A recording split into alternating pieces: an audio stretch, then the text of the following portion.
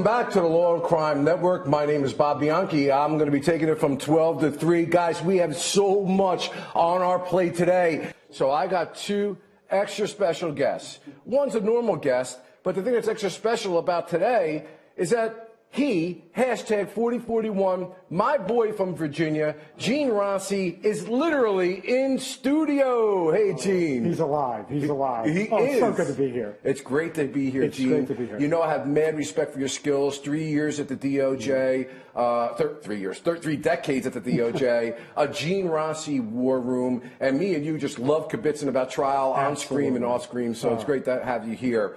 And, of course, still joining us from the Jesse Weber time is Elura Nanos, my good friend. Elura, how are you? Hi, Bob. It's so great to see you today.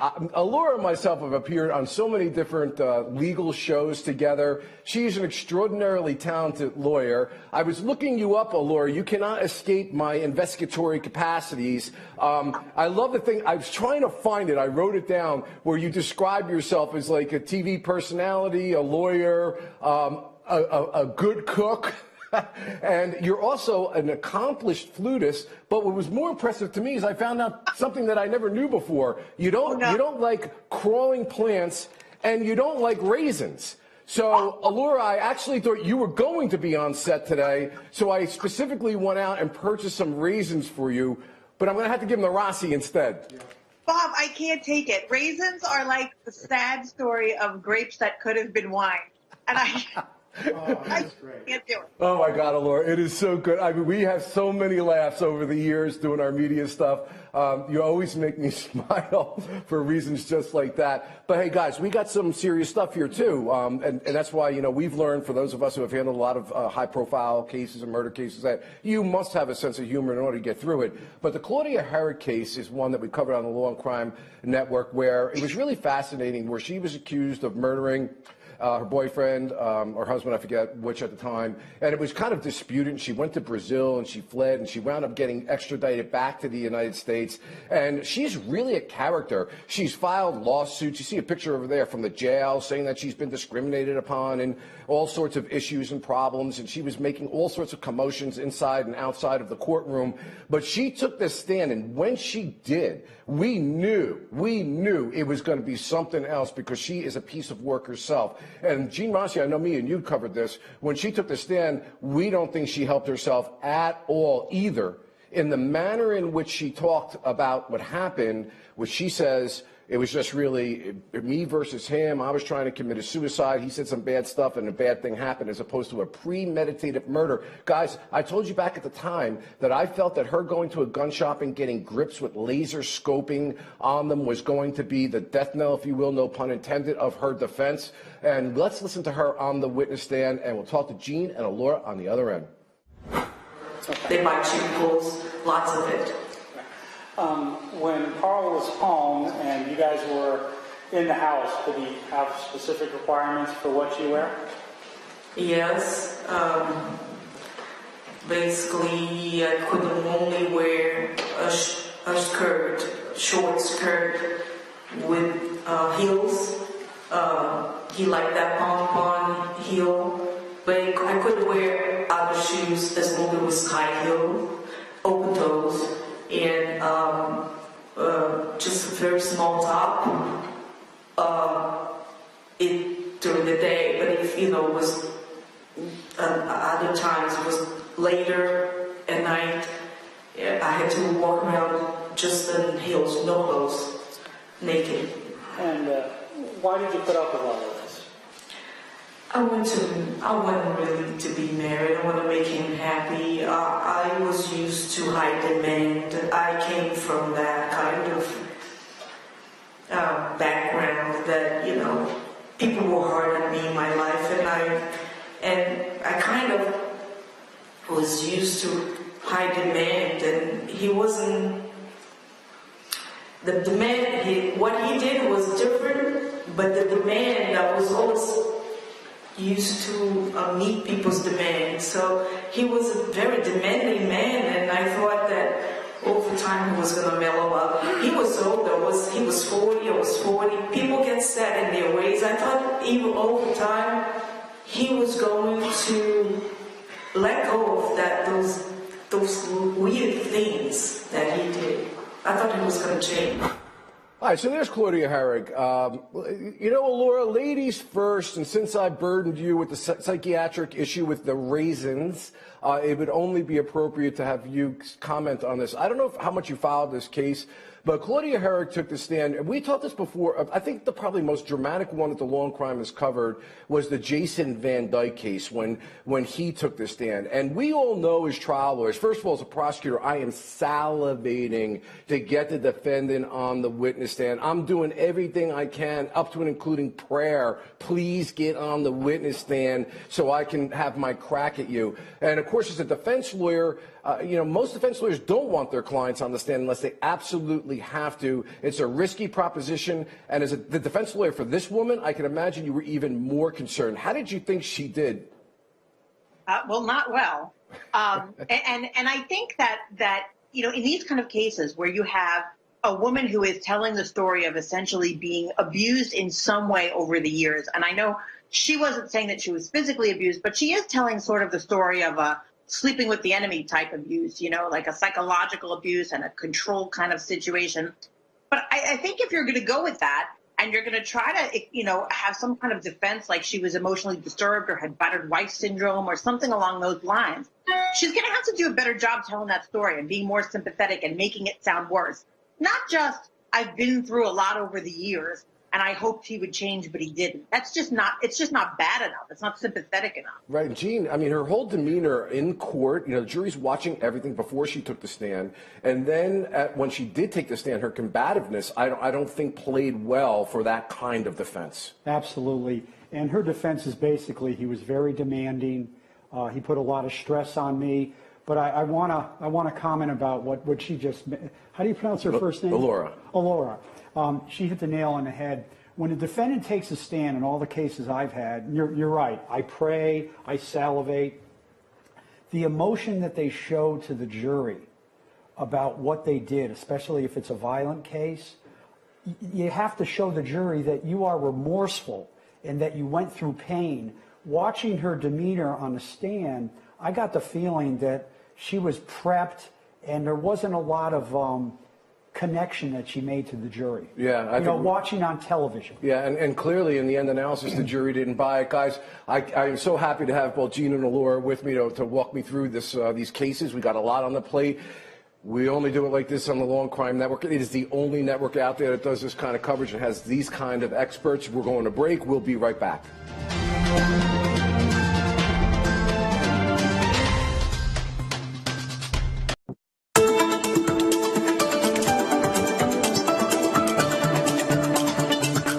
Welcome back. As advertised, we were telling you that with Claudia Hoerig, just off camera, I was talking to Gene and Elura about the idea that when you're preparing to cross-examine a defendant, you're intuitively trying to figure out who is this person and how do you go about cross-examination. A good cross-examiner doesn't just go on one speed all the time. You got to use your common sense and your people skills. Now, one thing that I noted that if I were the prosecutor and praying that she took the witness stand and then they said she's going to take the witness stand, I would know she's a hot flash. She's full of passion. She's I want her to get angry. I want her to get agitated. I am going to, without being disrespectful to the jury, try to push her buttons, as it were, so long as the jury doesn't feel that I'm being unfair.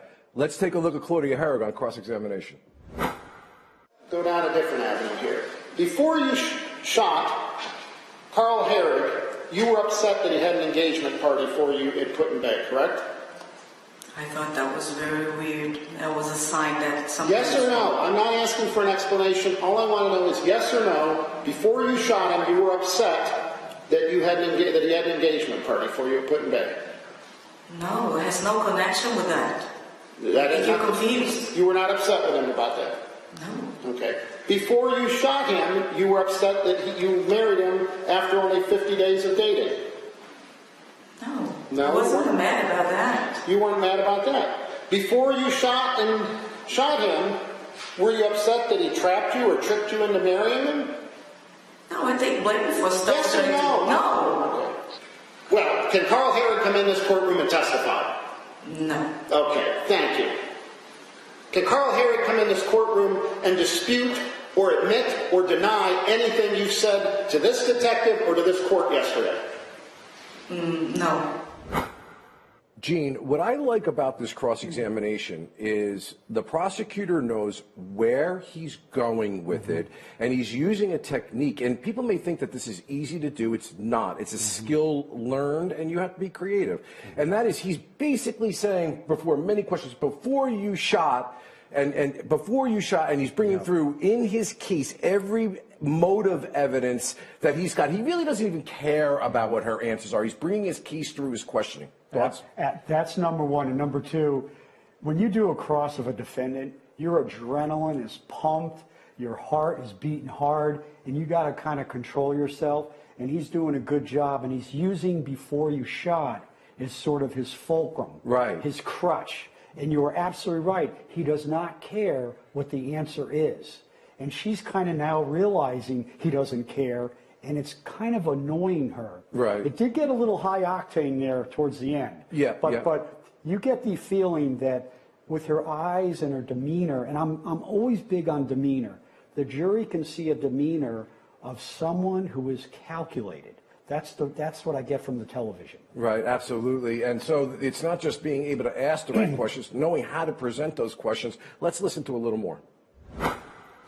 A few days before you purchased that .357 handgun, you transferred $9,900 to Brazil. Objection. That's not the evidence. Is that the right number? It was the same day. Okay, the same day. A few days before you bought the .357 on March 10th, may have been March 7th, 8th, 9th, I don't know, you transferred $9,900 to Brazil. Is that correct? I bought the gun. Yes or no? No, that's not correct. Okay. Did you transfer $9,900 to Brazil before you killed Carl Hoerig? Yes. Okay.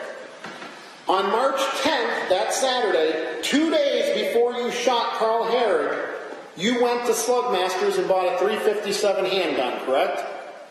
On Friday. Friday. Well, March 10th. Was it Friday?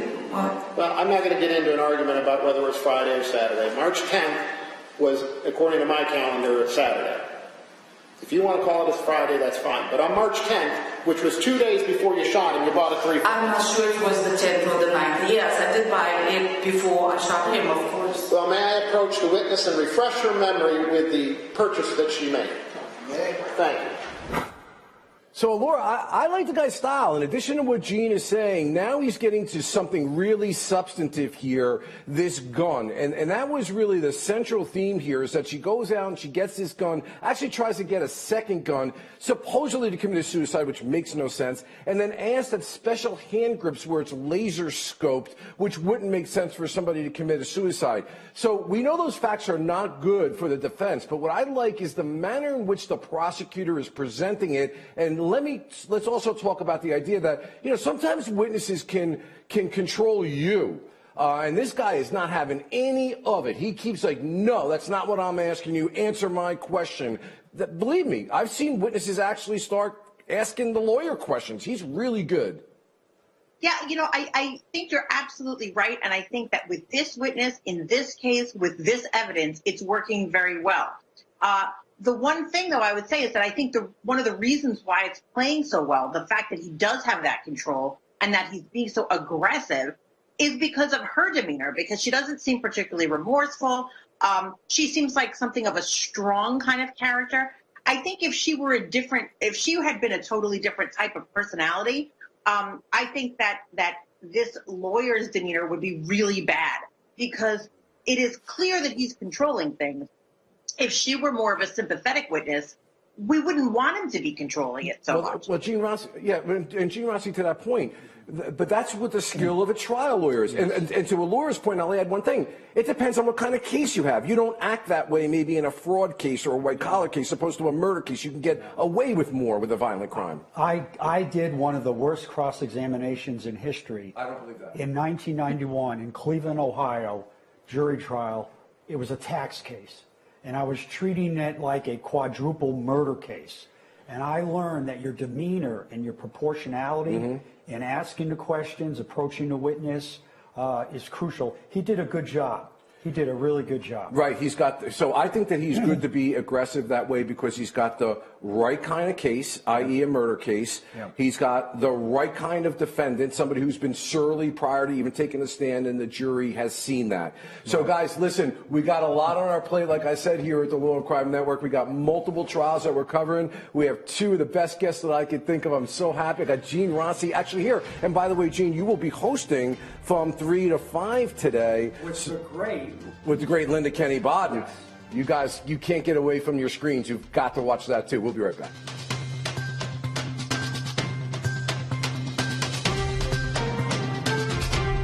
All right, Gene and Elura, we got to get back to this case. There was a very interesting scenario. The defendant had fled to Brazil, and it took quite a while to get her extradited back to the United States so she could face trial. She wanted to be tried in Brazil, if anywhere, because she didn't believe that she could get justice in the American court system. Nevertheless, our boys and girls at the U.S. side of the equation got a hold of her, and an Anthony Sano, as a retired FBI special agent, talks about the encounter with her on the plane. And it's interesting because, watch, sometimes with that special kind of defendant, that je ne sais quoi kind of defendant, they just can't stop talking. Let's take a look.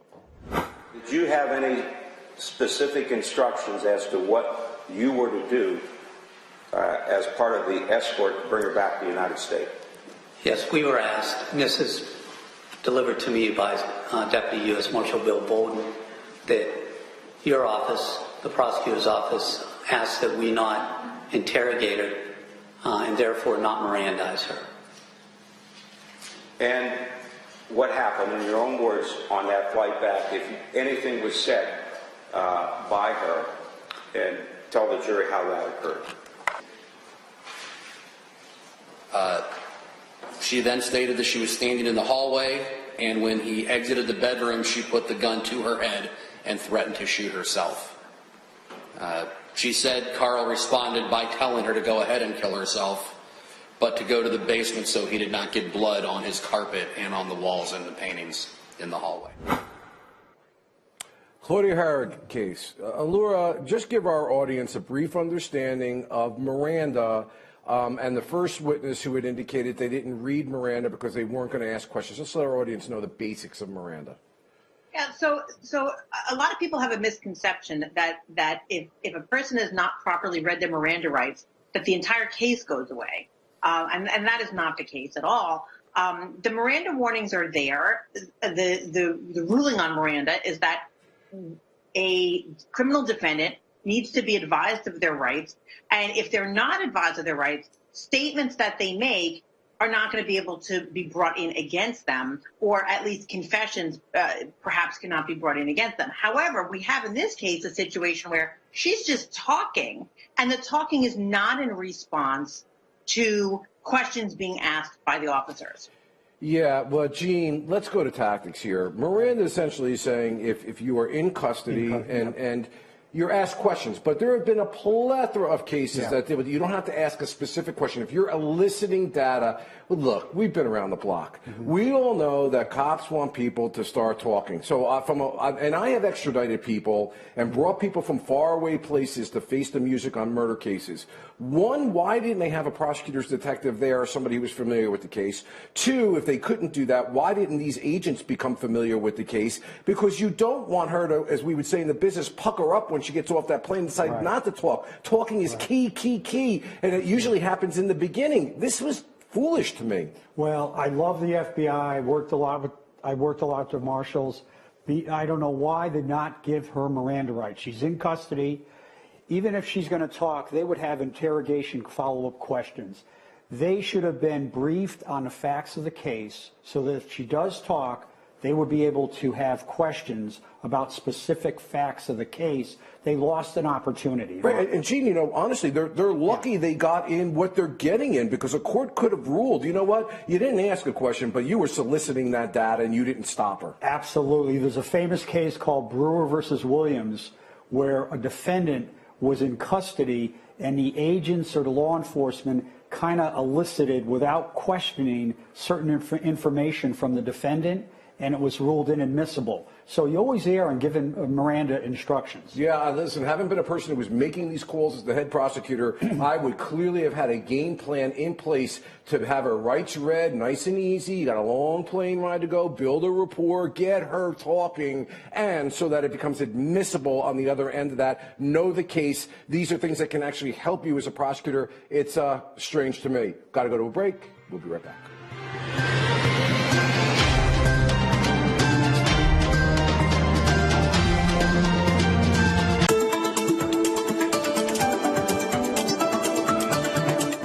Welcome back to the Law and Crime Network. We're doing Claudia Hoerig right now, and the defense is saying this is not murder. This is something less than murder. And the prosecution is saying, no, it's murder. And they go back and forth, and then Claudia Hoerig takes the witness stand, and the prosecutor is aggressively cross-examining her. But in the end of the day, it only results in 12 people making a decision. And what's going to happen to Claudia Hoerig? Well, we found out. Let's go to the verdict, the most exciting and nail-biting part of the case. Case duly impaneled and sworn or affirmed, find the defendant, Claudia C. Hoerig, guilty of aggravated murder as she stands charged in the first count of the indictment, dated this date, signed by all 12 jurors.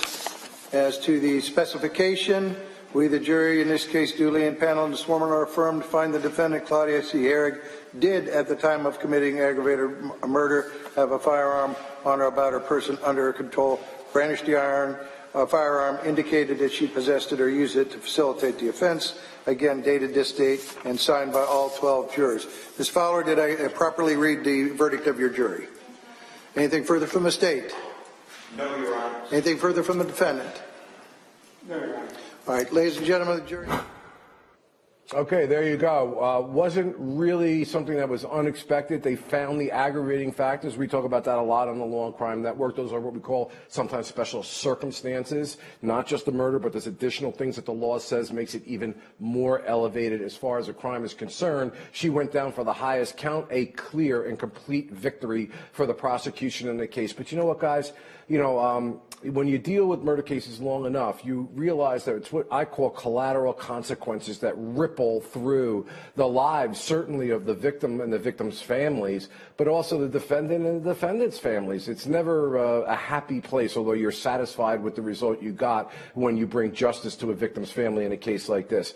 Let's listen to the brother of the victim because, in the end analysis, my experience has been the families are very happy that they secured justice, but it's never going to bring the person back. And some of these victim impact statements can be really compelling. I'm Paul Hoerig, Carl's younger brother. Words cannot express the pain and anguish my family has endured since Carl's murder. Claudia's decision to needlessly take my brother's life with no regard for the effects it would have on others is unimaginable. The loss of my brother is beyond words. The fact Claudia so arrogantly fled to a foreign country after killing my brother has been both heartbreaking and frustrating. Knowing Claudia selfishly went on with a normal life, starting a business, and getting remarried as if nothing had happened is difficult for me to comprehend. She lived free and in the open for over 9 years while my family and I struggled to have her detained. This nightmare was followed by almost 2 years of her filing numerous appeals to stay in Brazil. Her selfish and deceptive actions of playing games with her U.S. citizenship to maintain her freedom in Brazil reveals her true character. It has been exceptionally brutal and emotionally draining for my family to have spent 10 years and 10 months fighting to have her extradited from Brazil. There have been countless days writing, calling, emailing to gain support, missing work, attending meetings, just to bring her back to the United States.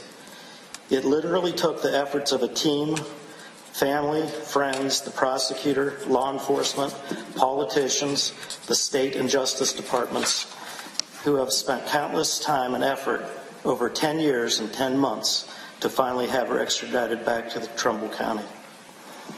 Nothing this court can do will bring back my brother, but I ask this court to consider the premeditated, senseless, brutal murder of my brother. Carl selflessly served this country and was a caring father, son, brother, and friend. I ask you to consider Claudia's behavior. fleeing to a foreign country, fighting extradition, a lack of remorse, committing perjury, making false claims, and attempting to smear numerous people, including Carl, myself, and members of my family. United States officials entered into an agreement with Brazil which limited the sentence Claudia can serve in prison. This agreement was necessary to secure her extradition. I believe we should honor this agreement. Therefore, I fully support the prosecutor's recommendation of 25 years to life, plus 3 years for the gun specification. Carl was a man of honor, and he would have wanted us to honor this agreement. With that said, when the time comes, I, along with other family members, will be there to meet with the parole board to demand Claudia is treated like all other inmates. I will be there to tell Carl's story. Under the conditions, Claudia accepts full responsibility and is a model inmate. I will support parole at 30 years. I wish to express my sincerest gratitude for allowing me this opportunity to speak on behalf of my family. Welcome back. That's the brother of the victim there giving some very powerful victim impact testimony. You know, Gene, I remember back in the day when I started trying homicide cases, believe it or not, we were not required to even contact the victim's family. The victim's family didn't have the right to be able to allocute before the court. And wow, 30 years later, how far we have come as to the power that victims have under the victim crime bills that have been passed in many of the states. And in truth, the power that that has on the judge's sentencing when they see the raw emotion of the continued effects. Well, when I was in the U.S. Attorney's Office, we had a victim witness unit. And even if we had a guilty plea, Bob, we would have to tell the victim so they could comment on whether that plea should be accepted. But at sentencing, I always wanted a victim to say something. And Paul Hoerig, that was one of the best victim statements. He was a prosecutor. She fled, no remorse, perjury.